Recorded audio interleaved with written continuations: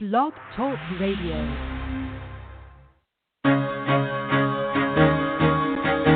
Carol the Coach. Sex, love, and relationships. We talk about it here. Carol the Coach.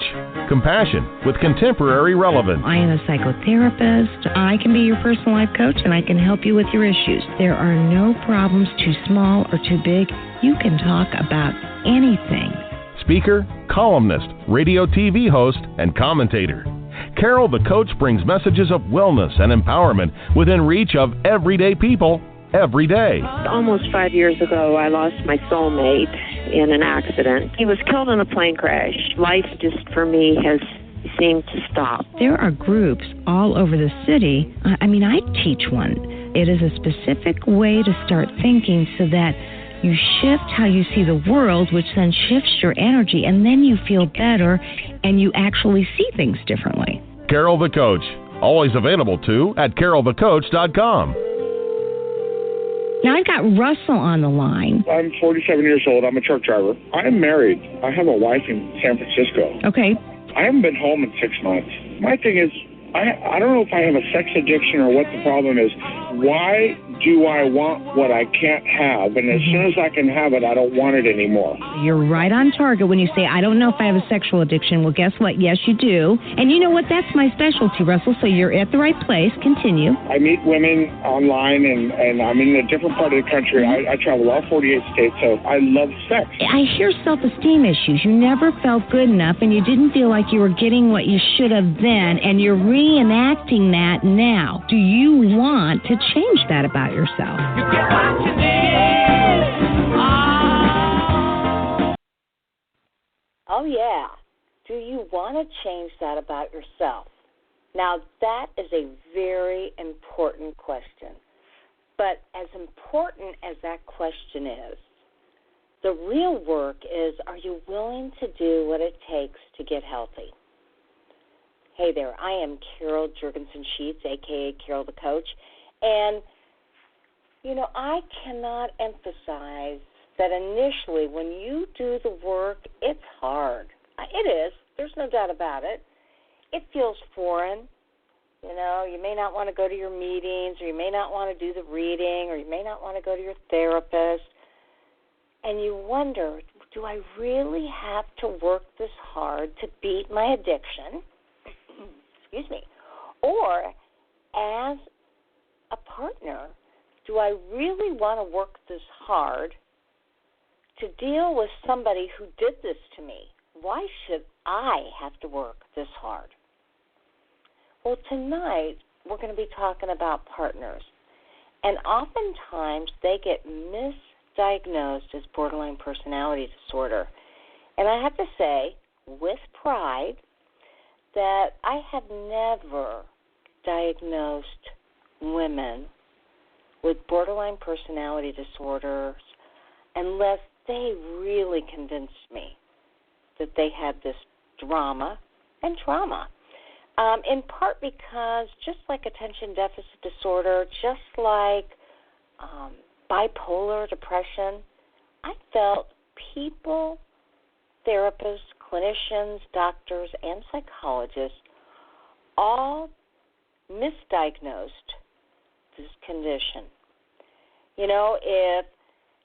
If you had some drama in your life and you were having trouble dealing with it, it was so easy to say, well, she's got borderline personality disorder. And I really felt like it was not only overly diagnosed, but it was a simple write-off that allowed the therapist, the doctor, the psychologist to just not have to work to get to the pain, to get to the trauma, to get to the drama within the person.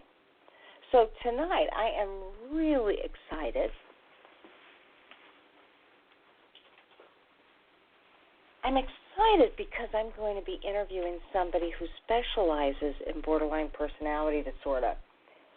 Shena Tubbs is a marriage and family therapist out of Texas, and she had contributed some things to a listserv that I was on, and I really liked what she had to say. So tonight she's going to be talking about what is BPD, borderline personality disorder, And is there a difference between that and somebody who's been traumatized or somebody who's highly sensitive? And how does borderline personality disorder present itself in the life of a sex addict or a partner? And what place does love addiction have in this? And then she's going to be talking about dialectical behavior therapy, and that's DBT. And more than likely, I have not talked to her about this, but Marshall Linehan wrote the book on DBT and really helps men and women to utilize formulas that keeps them away from some of their emotional field and more into their intellectual field. She's going to talk about, what tools do you need if you suffer from this, and how did you get this way? So I'm real excited to be interviewing her because we've never done a show on borderline personality disorder. And yet, again, so many of my clients get misdiagnosed with that because I don't experience them as such. One of the criteria that I use to deal with borderline personality disorder is somebody in my office. If I have a woman or a man that comes into my office and they just think I am the newest, the greatest, the latest, the best therapist in the world, I'm immediately careful.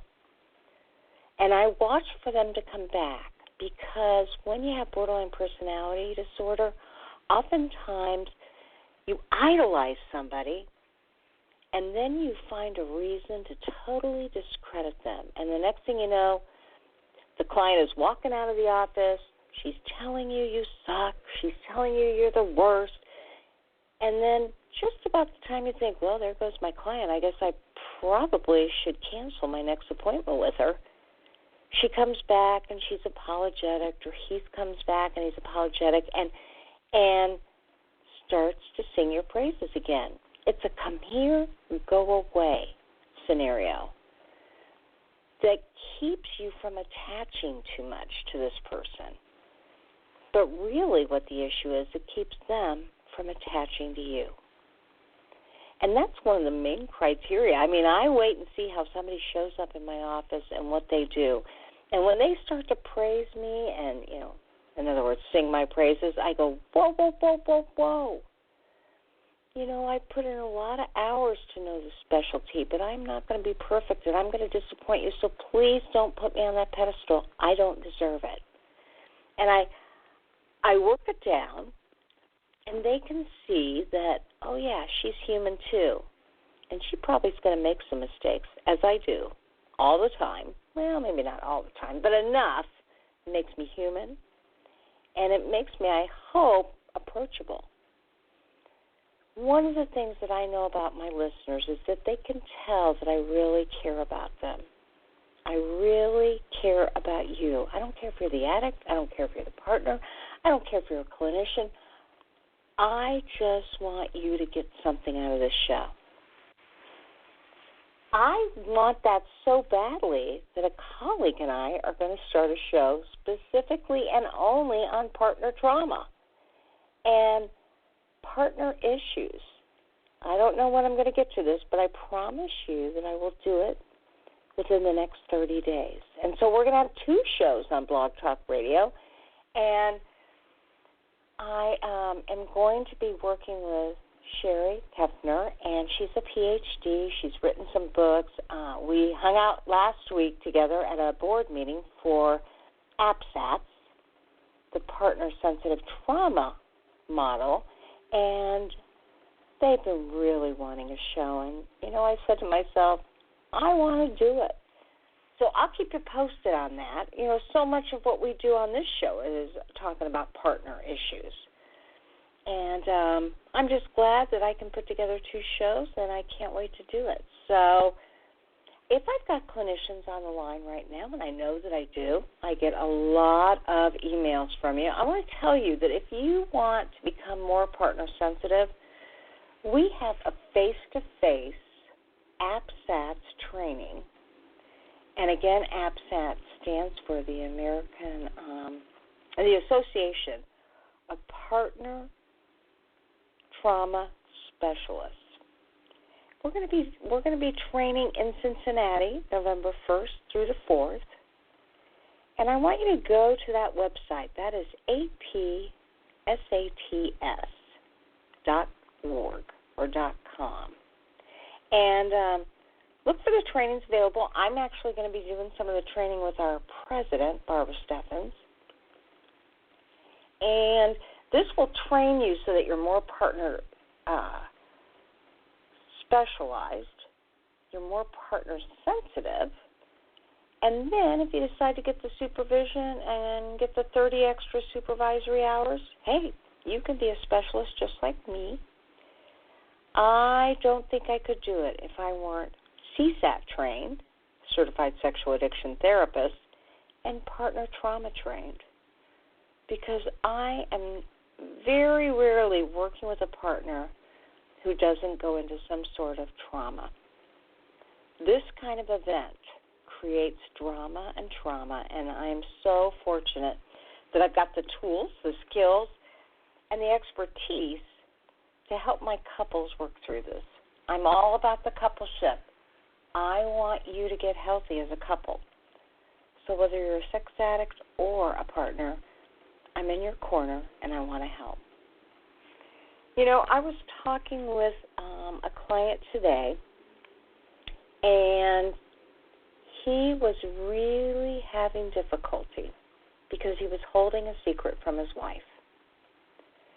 And he had gotten on the web, looked at some provocative images, and he wasn't sharing that with his wife, even though he had an agreement that he needed to do that. So the issue went above and beyond the fact that he looked at the images. The issue was that he was holding a secret. He was keeping it from his partner. He had promised his wife that he would share that information within 12 hours of viewing the provocative images or pornography or acting out on any level. And it had been weeks. And although he felt guilty, he was rationalizing that it was going to hurt her. And he didn't want to keep hurting her. He said, it's like I keep ripping the scab off, and it's my own weakness. Why do I have to keep ripping the scab off? And I said, you know what? There's two reasons. One is you made her a promise, and you have betrayed her in so many ways, but if you want to rebuild, you have to be honest. The second thing is, if you want to renegotiate your contract with her, let's do it together. Let's talk to her. Let's see if we can get her to agree that you tell your sponsor or you tell me. I don't think one size fits all. I believe that you have to obviously do what you agree to do in your coupleship. But I also think that if you're not going to be honest, the last thing you want to do is project that and then not do it. And so I'm all about renegotiating if you need to make that happen. And I know that can be tough because then you feel like you've let him or her down. But I'd rather you be honest and not meet his or her expectations than lie, betray his or her trust, and, of course, keep the secret inside, which feeds the addiction. It's just bad all the way around. And so as your specialist and also as a person that believes that honesty is at the core of building trust, I'm going to help you figure out a way to make it work to the best of your ability, the best of the partner's needs, and, of course, that's going to work real well in therapy because there's no doubt that I really want you to be true to yourself first and foremost. And if you're holding a lie, a secret, you may think it's no big deal. You may minimize the importance. You may justify why you're holding it. But honesty is at the core of your work within yourself and within the coupleship. And connection is the antidote for sexual addiction. And you can't really connect if you're holding secrets. And so the good news is you told your therapist, a.k.a. me, and the harder situation is, how do you hold sacred the truth and the contract you have with your loved one? And I get people all the time that say, whoa, I feel so sorry for single people because they don't have anybody to be accountable to. And you're right. If you're single, this illness is a lot tougher for you because you can only be true to yourself.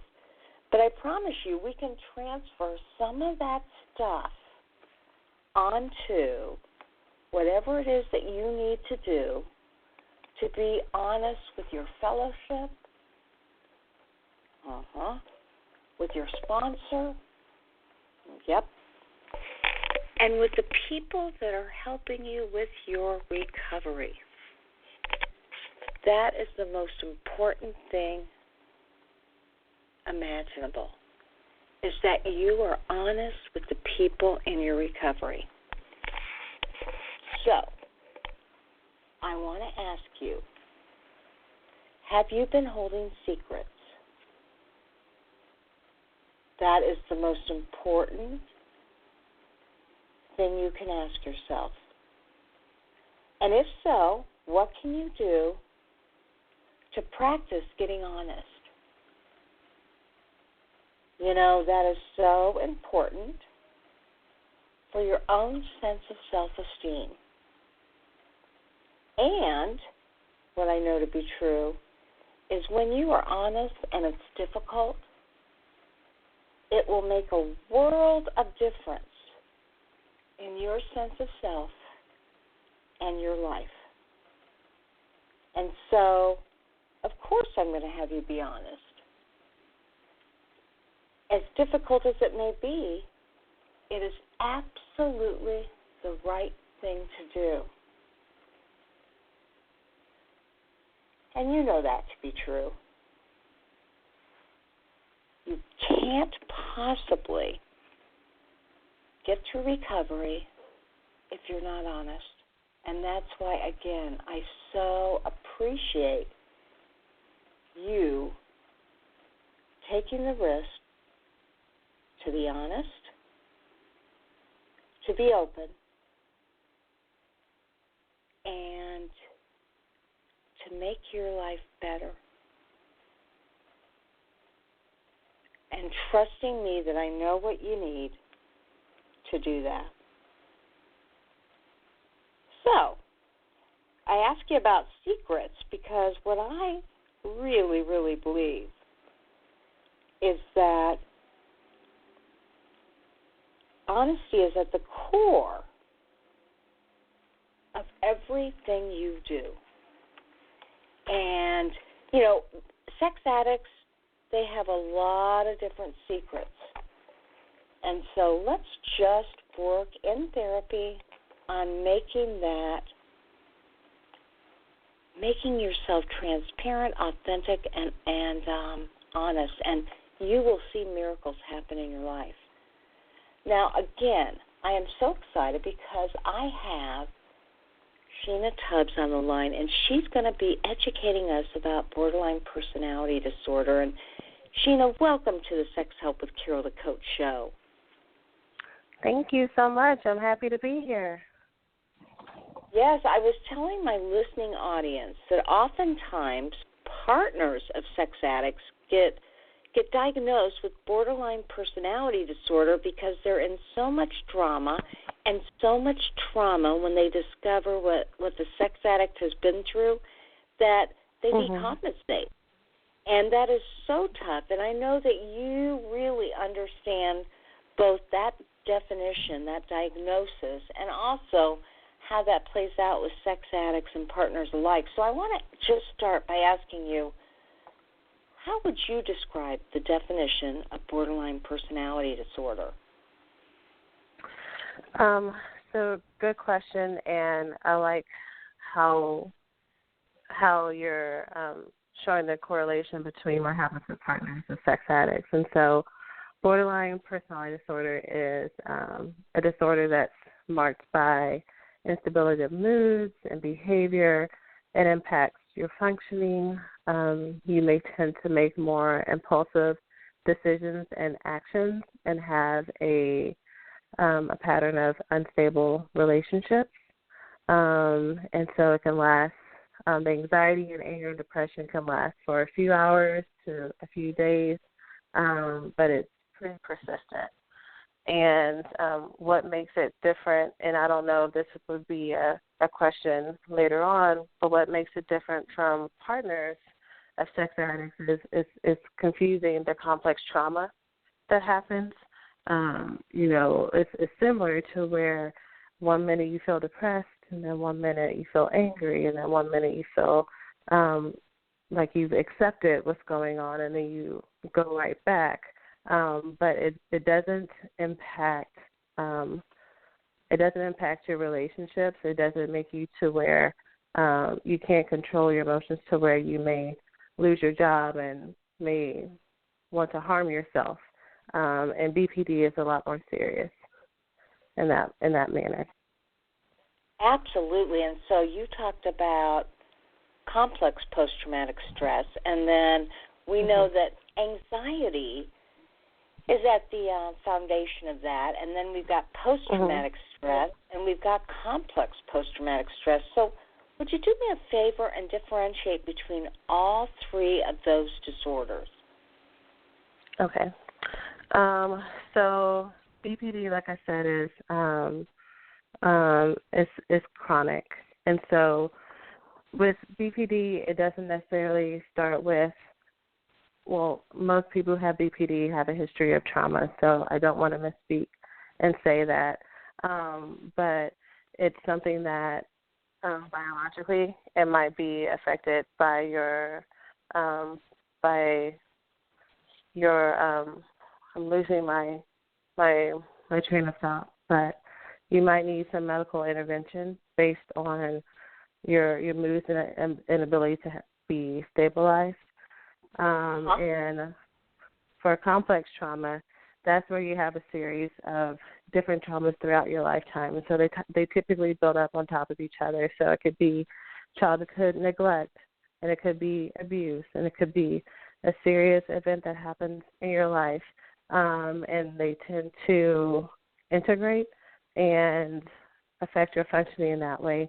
And PTSD is just as serious, but usually it's just one or two big traumatic events versus a series of ongoing chronic traumas.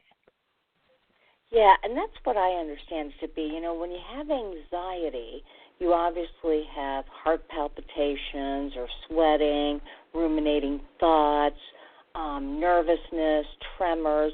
And when you have post-traumatic stress disorder, you've had maybe one or two very serious traumas that have occurred that make you hypervigilant, and you look around for them to happen again, and you never really feel safe. And then complex post-traumatic stress is obviously a whole series of things. Maybe you were molested as a child, maybe more than even once, and maybe you went to college and there was a rape involved, or somebody that was intrusive that absolutely did not make you feel safe. And then all of a sudden you're with a sex addict and you don't know that, and then you find out he or she betrayed you too. So you're right. All three of those things are under the umbrella of anxiety, and then borderline personality disorder oftentimes starts with those same traumas. So I was telling my listening audience that with borderline personality disorder, sometimes there's a come here, go away aspect. There's a I want to trust you, I don't dare trust you. So what do clients look like that have come to your office that are diagnosed with borderline personality disorder? They look like that fear of abandonment and rejection, which looks like the come close, go away. I want you to be present for me, but then I can't trust you with what's happening in my life. They tend to be pretty hypervigilant, and sometimes what I most often see is that they give either partners or coworkers or loved ones tests to kind of validate their own kind of anxiety about whether or not that the person in their life can be a trustworthy person. As far as, did you ask me about mood as well, or just about how it looks like in relationships? Well, I love the mood thing, but also in relationships. How do they typically react? Knowing that everybody's different, there's never one stereotype, but sure. What do you see? Yes. Yeah, so like I said, that difficulty trusting others and wanting them to be present. I see a lot of very intense relationships, and so you are intensely in love with that person, and then you may also intensely hate them at the same time.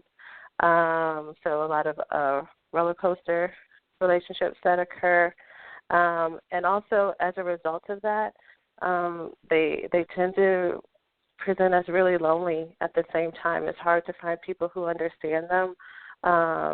They may have a lot of burned bridges because others don't understand their moods. And then also if they do have someone who is attempting to be emotionally available for them, it's too scary. It's too scary to be vulnerable because you don't know what's going to happen on the other end. So they tend to either subconsciously or consciously push those people away. Well, that's a great description. And obviously, you've made it your specialty to work with people that have had these kind of traumas and have these kind of behaviors. Do you think there's a difference between borderline personality disorder and, let's say, a highly sensitive person? Yes, I do, because highly sensitive people, they have an acute awareness of their emotions and the emotions of other people.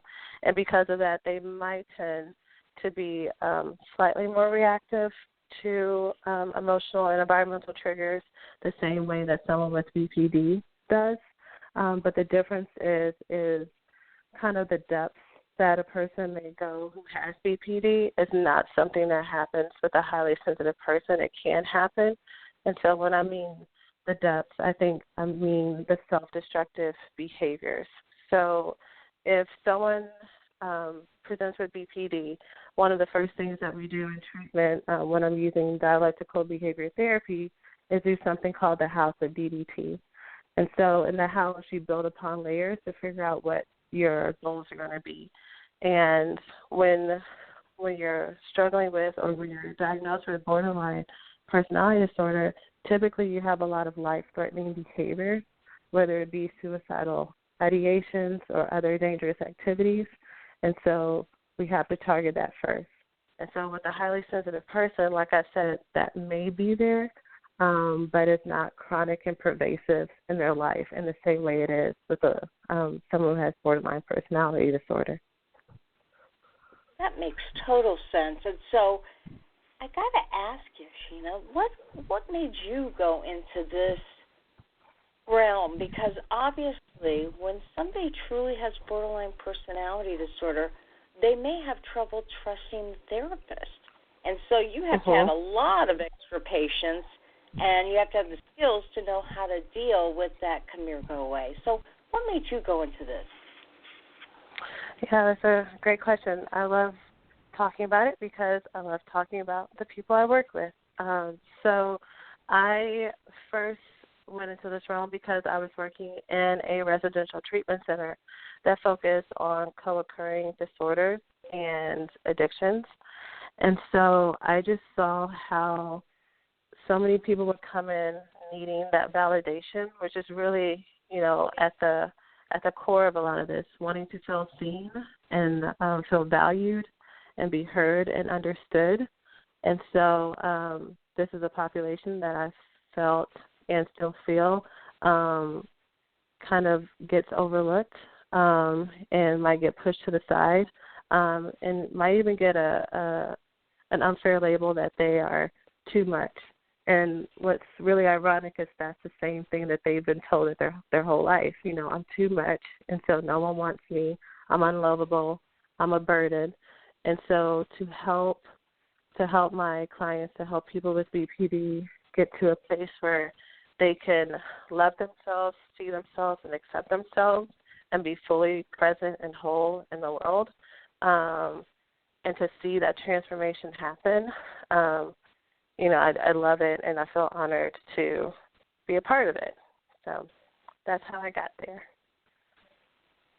So you have a special place in your heart for people that are misunderstood and maybe even villainized a little bit. I mean, there's so many people that are uncomfortable working with this population because they have been so traumatized. They're not particularly easy to work with. You've got to have those special skills. And as a matter of fact, you have a lot of DBT training. And so tell us a little bit about what is DBT? Yeah, so DBT stands for Dialectical Behavior Therapy, and it's a treatment model that combines mindfulness, cognitive behavioral therapy, and some other social models that build interpersonal effectiveness skills. And so, like I said, the way that DBT works is, you know, if you have borderline, which is a mood disorder, so you're kind of thrown all over the place, and as much as you try to regulate your emotions and think positively, it feels impossible. And so one of the benefits of DBT is that it's highly structured, and so there's different tiers and tasks that you have to go through as you're also learning skills at the same time. And so the first thing is that you focus on or getting your life under control to where you can function and also, you know, do therapy. So if I'm coming in and I really want to talk about what's going on with my dad, I just had a fight with my dad, but I am doing drugs to cope, then the priority of the session is to talk about the drug use, because I can't really solve the problems with my dad if I'm doing a behavior that's threatening my life. And then we talk about things that get in the way of therapy. And so, like we talked about at the beginning, there's kind of that push-pull dynamic that happens, and that still happens in therapy as well, even if you're working to build trust. And so we call it therapy interfering behavior. So what are the ways that you might self-sabotage yourself from getting better? So does that look like you show up late to session, or you forget session, or you try to say that I've personally wounded or harmed you? And so we talk about that. What does that look like? And talk about how do we stay focused on what's actually going on and make goals to not get in the way of our progress. And then from there, we talk about kind of the socio-emotional things that are happening and develop goals. And what's really great about DBT is if you're doing it in this actual form, is you're doing an individual session, so doing a group therapy at the same time. And so, you know, anyone who's been in therapy can tell you that 45 to 50 minutes tends to go really quickly. And so you have the individual session, and then the group session, you focus on different skills where you learn how to tolerate distress. There's another set of skills where you learn how to regulate your emotions. There's another set of skills where you learn how to have healthier relationships and advocate for yourself. And then there's another set of skills where you learn mindfulness and how to be present in the moment and how to not live in that anxiety that we talked about at the beginning, where you're worried about the past, or worried about the future, and you're not in the present. So it's a really holistic model that I really love. Well, I bet, because, you know, so many partners of sex addicts are dysregulated. You know, they got the discovery information. Their whole life has fallen apart. They've They feel like they've lived an illusion. They don't know who to trust. They go into hypervigilance. They want to check everybody and everything to see what's safe and what isn't. And what I really love is that DBT can help people to learn how to self-regulate and understand themselves a little more.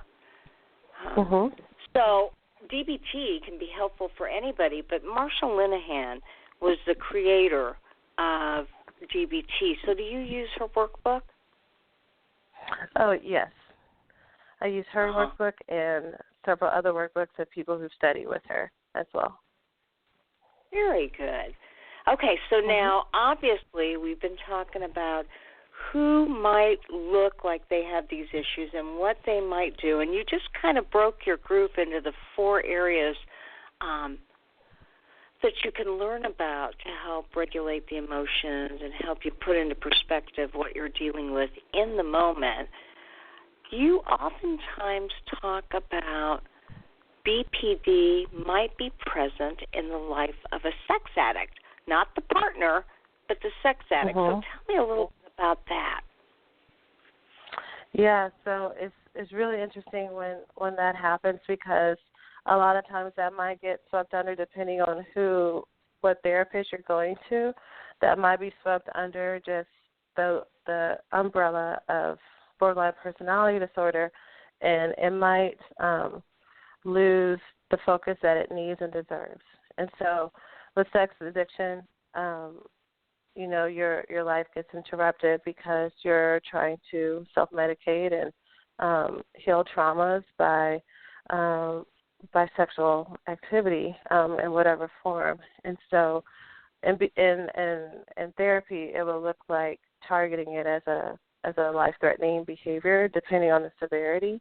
And then as you go through recovery, then it changes from becoming a life-threatening behavior, if you're not putting yourself in dangerous situations anymore, to what's going on with you socially or emotionally with others. What kind of partners are you choosing or not choosing? Are you isolating? Are you taking care of yourself? Are you living in an anorexic sense of state, or are you living in an indulgent state? It becomes a little bit more balanced and less of the focus, but still integrated throughout your time. Okay, and so you have a specialty with sex addiction, so tell us what your specialty is. I specialize specifically, or most of my clients present with sex and love addiction. So those who use sex to get this fantasy relationship, or heal traumatic wounds by the relationship that they're in. And so most of my clients, and it's not all, but most of my clients are females, but I also have some males as well. And that makes total sense. So I know I was looking at your website, and I mean, obviously you have a special affinity for, people who, again, have had addictions or who have been traumatized by people that had addictions. And it's really great to see that you would really work with these people, because, so oftentimes for those who have experienced out-of-control sexual behaviors, there is a fear of going to a therapist for fear that they won't understand, and you get that. I mean, your specialties are survivors of abuse and trauma, survivors of love addiction, survivors of sex and porn addiction, and then, again, the emotionally sensitive. So I'm really impressed with the fact that you're using the 30-task model. Are you getting your certified sexual addiction training? I am a candidate, and I am loving it. It's definitely helped. Like I said, I started out working in a residential treatment center, and that is honestly where I learned about sex addiction. Before working there those years ago, I had the same knowledge, or I had the same thought that a lot of people in the public have about sex addiction, which is it's not real, or it's an excuse, or it's a cop-out. And so once I learned and saw how devastating it can be, and also how common it is, I obviously really wanted to learn more.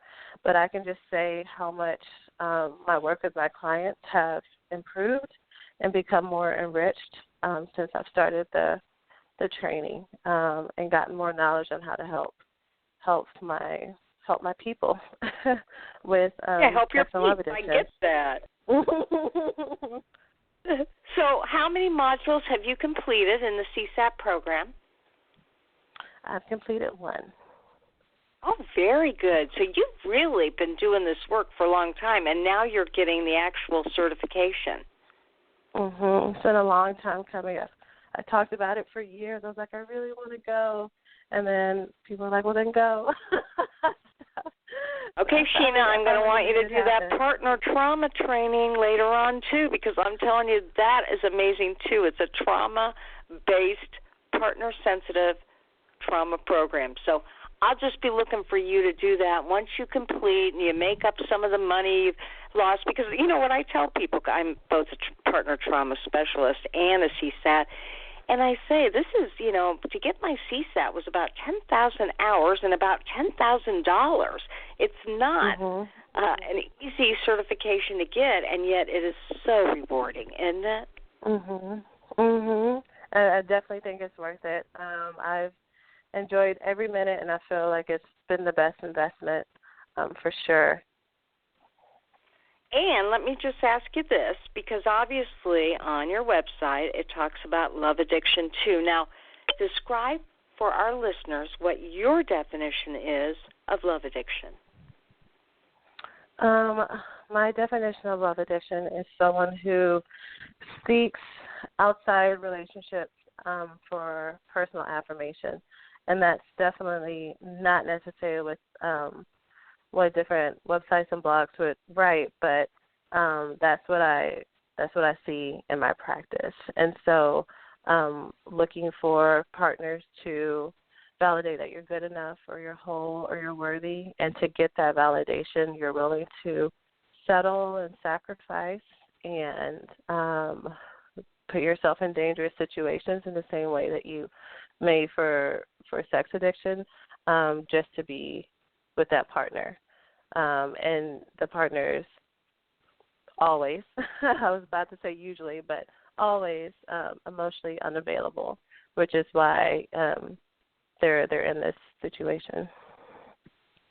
Oh, absolutely, 100%. And again, love addiction differs from sexual addiction because it's the drug of choice is love, and the client may use sex to ascertain the love, but they will put themselves in dangerous situations. And it is that craving and urge similar to sex addiction. Would you not agree?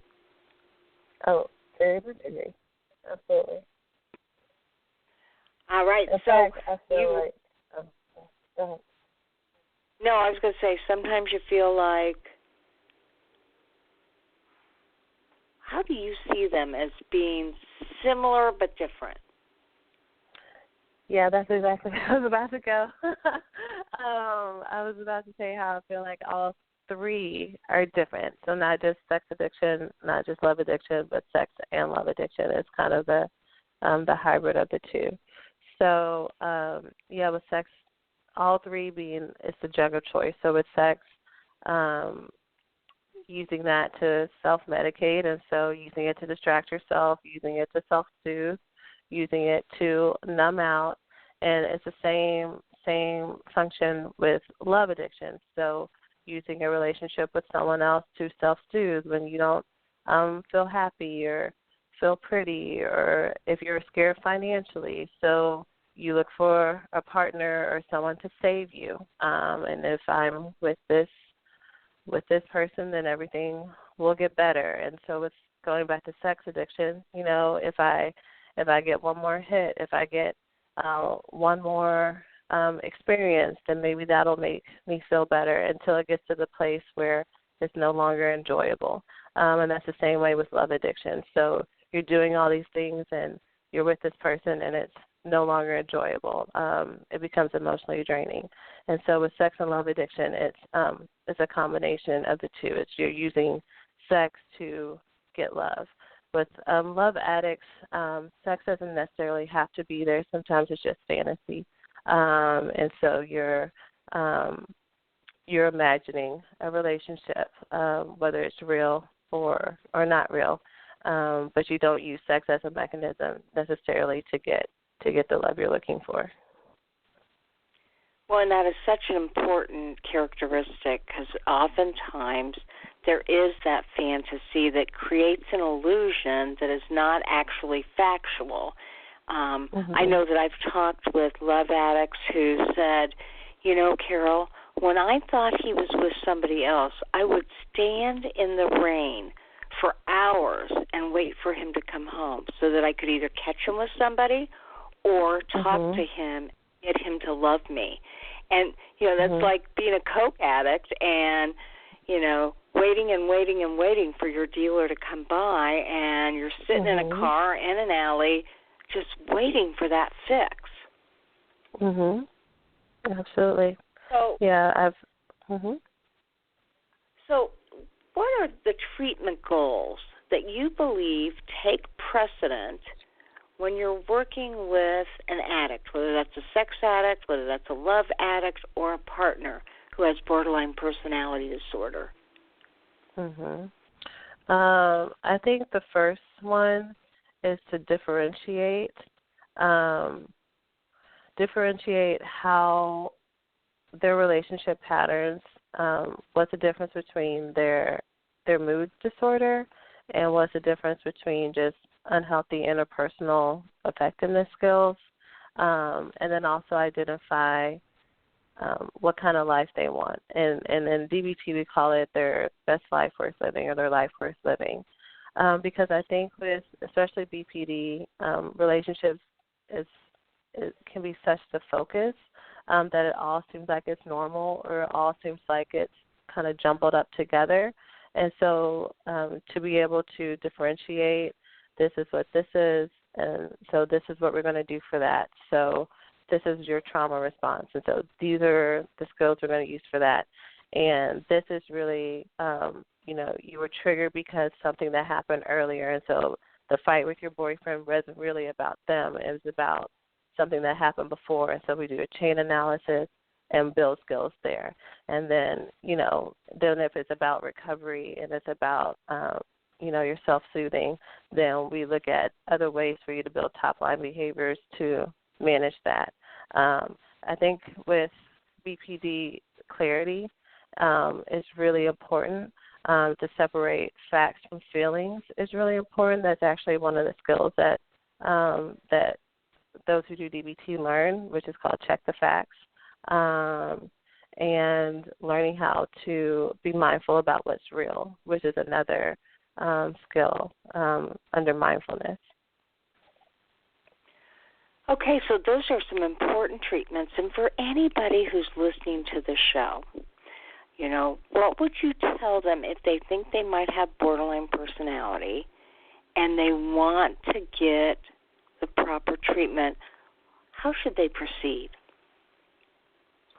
I think that they should look for a therapist who either specializes in BPD or has language around serving highly sensitive persons, because you really need someone, like you said before, who has the patience to work with you and work with what you need and will provide a non-judgmental, warm space. Because if you've already had years of trauma, indirect or direct, where you might have been rejected or abandoned, you don't want to feel that way in your session with your counselor. So my suggestion would find someone who's safe and who's competent to help you with it. And also, it's okay to have a conversation with them beforehand and see if you feel comfortable with them. Ask some questions about what therapy will look like. Tell them what your goals are, and see if they're able to give you some hope in in those first few moments, because the thing with BPD and the thing with DBT is it's a long-term therapy as well. I would want to share with listeners that it's not a treatment that you can come in and come out of. It really takes a commitment because you're unlearning a lifelong set of behaviors, and then also you're doing really hard work with a condition that is chronic. And so it's going to take a lot of persistence. So because you're committing to something that can be longer term than just a few months, you want to make sure you're with someone who you feel you're connected to and who can understand what you're going through. Well, that is really, really good advice. And so it's kind of like you're telling the client, trust your gut, pay attention to whether your therapist is borderline personality disorder educated, whether they make you feel comfortable. And if you're not feeling comfortable, then do some more research and get in with somebody that does. Agreed. And if I could speak to people who are currently in treatment, and maybe I said something that you're like, well, I don't really feel comfortable with this person, and they have said something that's made me feel invalidated, my advice to you would not be to find a different therapist. It would actually be to go back and talk to him or her about that, because if they've been helping you all this time, chances are that it might be a miscommunication, or this could just be a good opportunity for you to advocate for yourself and say what you need. And this is another way for you to check the facts. When he or she said or did what they did, was it intentional? And if it was intentional or hurtful and there's no way to repair it, then maybe you do need to find a safe place to be. But if it was a mistake and you're able to repair, wow. I mean, isn't that a great lesson for what you want in your life? You want to be able to have conflicts with people, and it doesn't mean the end of your relationship, but actually that you're stronger and trust is restored, or that it even grows. And if you can do that in a therapeutic group with your counselor, then, the sky's the limit outside of there as well. Oh, I 100% agree. So now, give everybody the name of your website and how they can get a hold of you if they'd like to consult with you. Yes, so my website is shenathetherapist.com, and Shena is spelled with one E, Shena. And you can also find me on Instagram at Shena the Therapist, same spelling, and on Facebook, Shena the Therapist as well. And also, I recently started a podcast as well, and it's called Love Junkie, and it's for the sex and love addict population.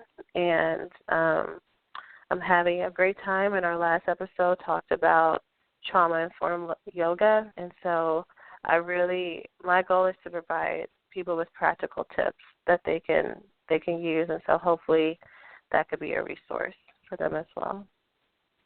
Okay, so now let's talk about that one more time. I always promote other podcasts because there's such great ways of getting information.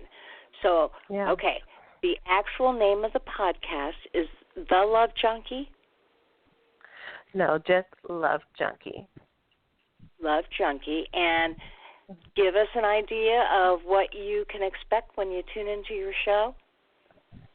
Yes, so the episodes focus on either talking about love and sex addiction, tools to help you work through recovery, which is, for example, what the trauma-informed yoga was about, or to feature guests who have a history of sex and love addiction, and they're now in recovery and is a source of hope.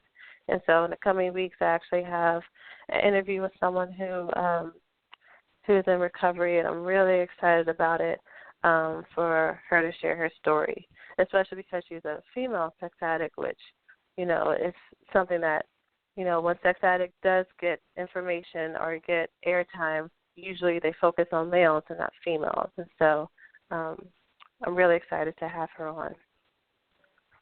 Oh, absolutely.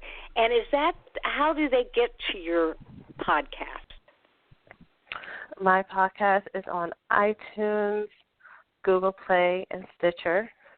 And then also on the website, you can download the episode on the website as well. And it's updated automatically. I love that. It sounds like you are really working hard in spreading the word and making life better for love and sex addicts as well as partners. And thank you so much for talking about borderline personality disorder and kind of clearing up the differences in how it manifests itself. And I wish you continued success and keep me posted of other projects that you're going to be doing in the future. Thank you so much, Carol. Will do. All right. You take care, and we will talk soon. You too. Thanks so much. Bye-bye. Bye-bye. Okay, so again, that was Shena Tubbs, and she has made it her mission to educate people about love addiction, sex addiction, partner trauma, and borderline personality. And so you can reach her, obviously, by contacting her at www.shena, SHENA, thetherapist.com. And also you can listen to her podcast, Love Junkie, on iTunes, Google Play, and I know she told me it's that other podcast, Stitcher. That's what it is. All right. Well, thanks for listening in, and I so appreciate you. And I want you to make it a good week. Stay in good recovery, no matter whether you're a love addict, a sex addict, or a partner. And don't forget to tune in to my YouTube channel, Sex Help with Carol the Coach, where I have videos, 8 to 10 minute videos for sex addicts and partners. And then if you need certification, if you're a clinician, come join us in Cincinnati. Go to APSATS.com, APSATS, so that you can get signed up for our training in November 1st through the 4th. Okay, we'll talk to you real soon. And as I say at the end of every show, there will only be one of you at all times. So fearlessly have the courage to be yourself. Make it a great week, and I'll see you next time.